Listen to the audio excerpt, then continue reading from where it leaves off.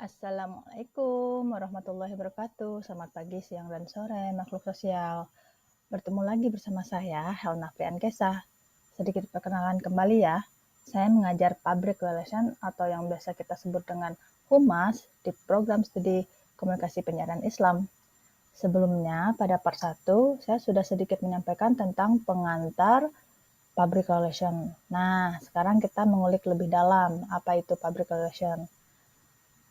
Mungkin banyak yang bertanya, kenapa penting sih belajar atau memahami tentang public relation?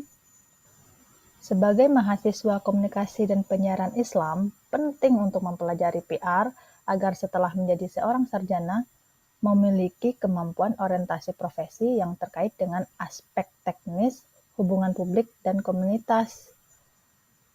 Misalnya, event organizer, public relation officer, media relation officer, dan lain-lain. Untuk itu, mahasiswa dituntut untuk memiliki pengetahuan dasar dalam bidang komunikasi, penyiaran, dakwah, dasar-dasar tablik, PR, baik dalam bentuk teoritik maupun empirik. Banyak para ahli yang menyampaikan pendapatnya tentang definisi PR ini. Namun, dapat kita ambil kesimpulan bahwa public relation ini adalah suatu kegiatan untuk menanamkan dan memperoleh pengertian goodwill, kepercayaan, serta apresiasi pada atau dari publik. Nah, di sini kita bisa lihat ada 4 unsur public relation atau humas terdapat 4 unsur dasar. Yang pertama itu adalah humas merupakan filsafat manajemen yang bersifat sosial. Yang kedua adalah humas adalah suatu pernyataan tentang filsafat tersebut dalam keputusan kebijaksanaan. Nah, kita lihat nomor 3. Humas adalah tindakan akibat kebijakan tersebut. Kemudian yang terakhir, humas merupakan komunikasi dua arah yang menunjang ke arah penciptaan kebijaksanaan ini. Kemudian menjelaskan, mengumumkan, mempertahankan, atau mempromosikannya kepada publik sehingga memperoleh saling pengertian. Melihat prinsip-prinsip dari public relation ini sendiri, saya mengutip dari Arthur W. Page. Dia menyampaikan bahwa seorang PR wajib memiliki 8 prinsip kerja PR. Yang pertama itu tell the truth, yaitu berkata jujur, tidak berbohong, atau dalam bahasa lain disebut dengan kredibilitas. Yang kedua itu prove it with action, melakukan pembuktian atas apa yang sudah dikatakan melalui tindakan nyata, atau disebut dengan kredibel. Yang ketiga, mendengarkan apa yang diinginkan oleh pelanggan atau publik. Listen to the customer. Jadi kita harus menjadi pendengar yang baik. Yang keempat, manage for tomorrow, yaitu merencanakan untuk esok hari. Jadi kita harus punya strategic planning. Yang kelima, conduct public relations as if the whole company depend on it. Artinya, melakukan pekerjaan sebagai seorang PR dengan sungguh-sungguh seolah-olah keberhasilan organisasi sangat bergantung kepadanya. Yang keenam itu remain calm, tetap tenang, jangan terburu-buru. Yang ketujuh passion, bersabar. 8, good humor, memiliki rasa humor. Berikutnya kita lihat ruang lingkup public relation. Ada 2 ruang lingkup, yaitu external relations dan internal relations. Kalau yang external relations adalah masyarakat sekitar, konsumen, pemerhati lingkungan, investor, dan mungkin lebih banyak lagi. Yang kedua adalah internal relations. Itu adalah para karyawan perusahaan, keluarga karyawan, pemilik modal, dan manajemen perusahaan. Kita lihat tujuan public relation ya. Tentunya tujuan public relation ini tersebut diarahkan kepada publik internal dan eksternal yang semuanya dimaksudkan untuk mengembangkan goodwill dan memperoleh opini publik yang favorable atau menciptakan kerjasama berdasarkan hubungan yang harmonis dengan berbagai publik.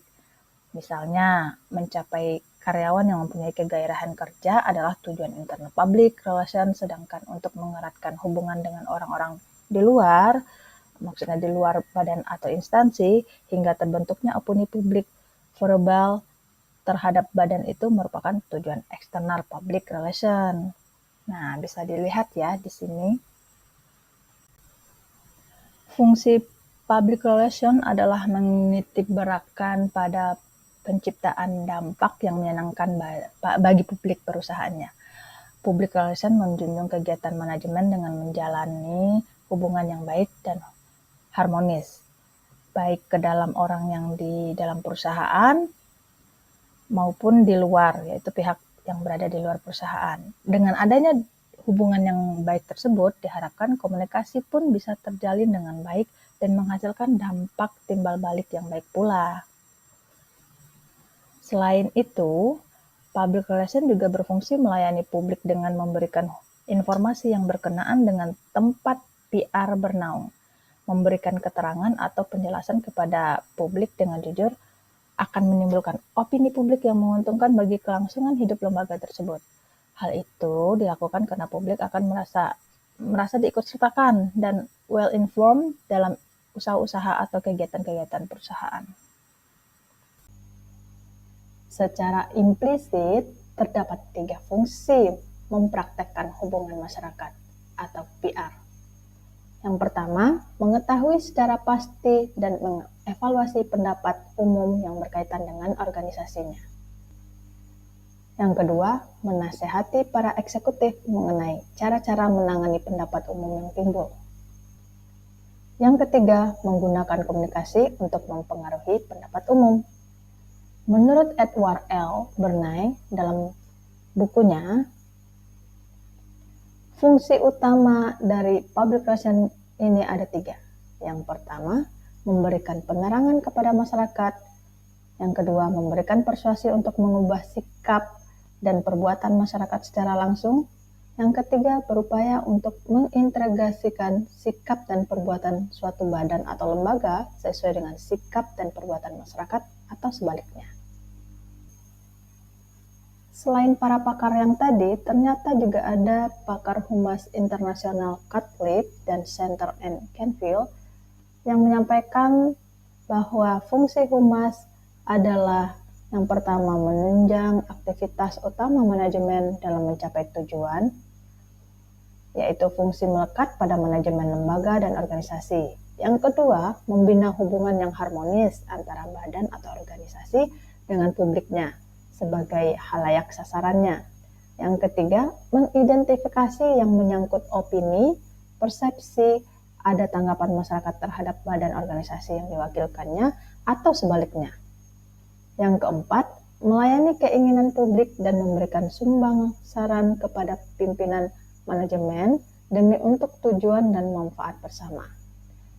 Yang kelima, menciptakan komunikasi dua arah timbal balik dan mengatur arus informasi publik serta pesan dari badan organisasi ke publiknya atau terjadi sebaliknya demi tercapainya citra positif bagi kedua belah pihak.